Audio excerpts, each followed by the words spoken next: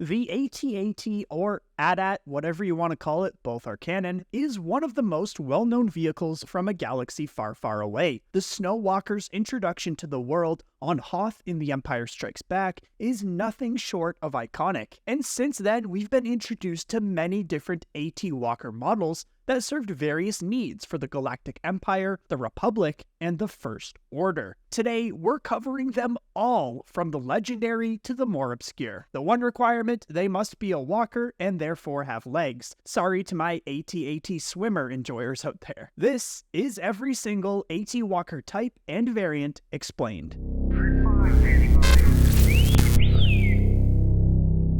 It would just feel wrong if we didn't start with the all-terrain armored transport. The AT-AT was one of the most recognizable symbols of the Galactic Empire's might. Standing 22.5 meters tall, the four-legged walker was armed with dual medium blasters mounted on the sides of its cockpit, with dual heavy laser cannons on the chin. The AT-AT's armor was too strong for blasters to damage, leading to the rebellion often targeting the walker's legs. The prototype AT-AT came before the ones we saw in Episode 5. The original AT-AT model was taller and featured two heavy laser cannon turrets, 4 anti-personnel blasters, and a dorsal twin laser turret at the rear. The Elite AT-AT, also referred to as the Shadow AT-AT, was equipped with thicker and darker armor and armed with heavier laser cannons. It was piloted by an elite crew who were among the best in the Galactic Empire. The vehicle also featured built-in saws on its legs, making it near impossible to be taken down by snowspeeder cables like the ones on Hoth.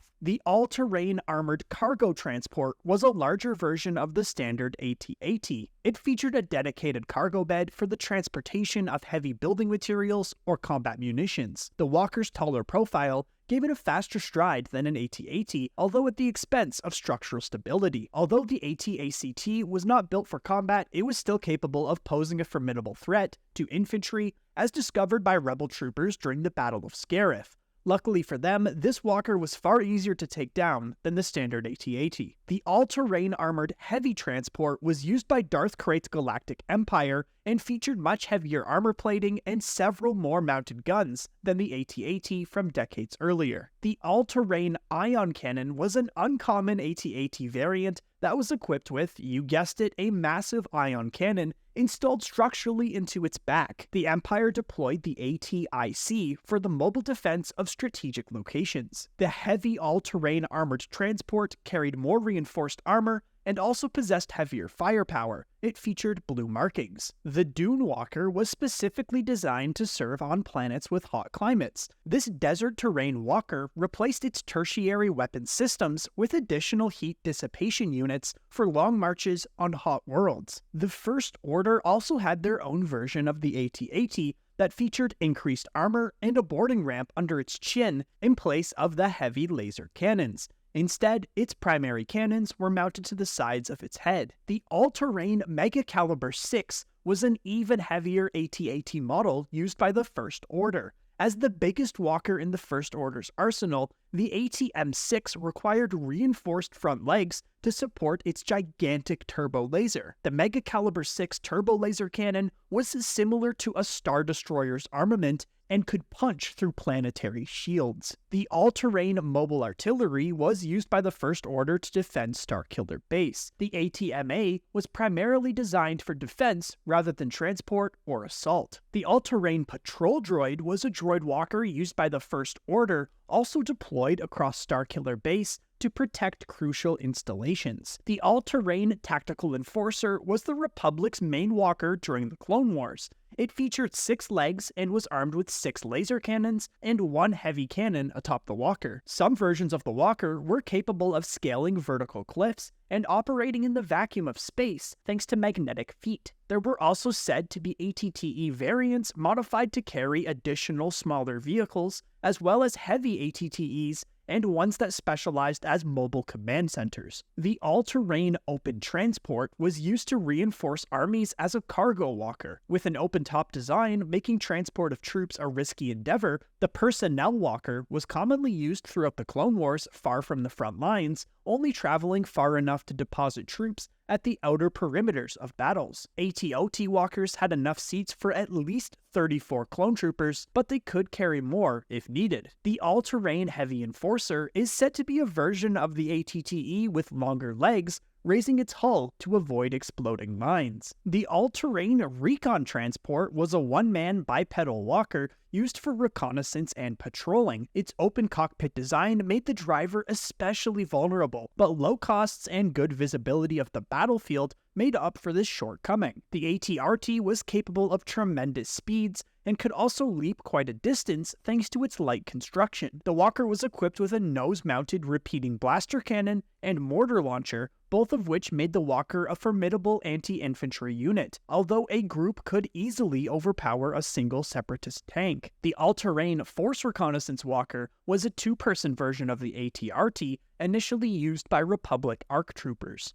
The all-terrain riot control transport was created for the intended roles of crowd control and riot suppression in urban areas. The walker was open-topped, like the AT-RT, but larger in scale. The all-terrain personal transport was used to take a single trooper into an intense combat situation on their own, with the firepower of a squad. The walker was armed with twin blaster cannons and one concussion grenade launcher, which were only effective against infantry. AT-PTs often traveled in packs for increased firepower. The light all-terrain personal transport was a more fragile version of the AT-PT, with a large bubble cockpit that offered greater visibility. The all-terrain experimental transport was an experimental walker equipped with twin laser cannons mounted under its chin and two long-range proton mortar launchers. The all-terrain armored cannon was introduced in the finale of the Bad Batch Season 2. The AT-AC contained one chin-mounted cannon and a forward view slit, along with two large windows equipped with dual-barreled blasters. The all-terrain defense pod was slimmer than the AT-AC and was armed with only a single heavy laser cannon. AT-DPs were used throughout the Empire to keep the populations of occupied worlds in line and to combat insurgent forces, as well as at Imperial academies, both for security and training Imperial cadets. A Legends walker called the All-Terrain Advanced Raider, or AT-AR, was essentially the same thing as the AT-DP. The All-Terrain Scout Transport was used by the Empire for swift reconnaissance and troop support. AT-STs were commonly used to screen the flanks of larger assault walkers for major ground operations.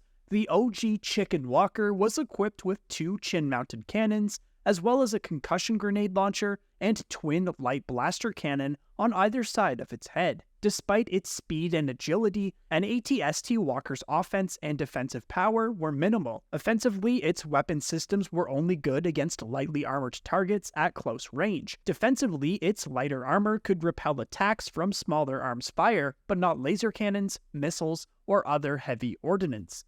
The AT-ST Mark III was painted in a darker color scheme and was faster and more durable, fitted with twin rotating heavy laser cannons. Enhanced AT-ST walkers were outfitted with enhanced power couplings and subsystems, allowing its weapons to fire high-powered blasts at a faster rate than average. Its armor was also darker, and it lacked side-mounted weapons. The All-Terrain Kashyyyk Transport, or AT-ST Hunter, was equipped with large anti-personnel net guns on each side of the cockpit area and an array of other weaponry. This walker was used on the planet Kashyyyk to more effectively deal with the continued Wookiee insurgency. The All-Terrain Scout Transport Assault was a larger variant of the AT-ST, sporting a large, single-barreled heavy blaster cannon. The First Order AT-ST possessed several upgrades to the Imperial version, including to its weapons, gyroscopic systems, and armored shell. The all-terrain Heavy Scout was a concept art First Order walker for The Last Jedi. It didn't make it into the movie, but was still released as a Lego set. The all-terrain missile platform had stunted proportions in comparison to the AT-ST, which it more than made up for in firepower with 8 missile launchers and a centrally mounted rotary chain gun. The enhanced AT-MP walker had been outfitted with enhanced munition firing systems, which were capable of delivering heavier and more explosive payloads into battle. The AT-MP Mark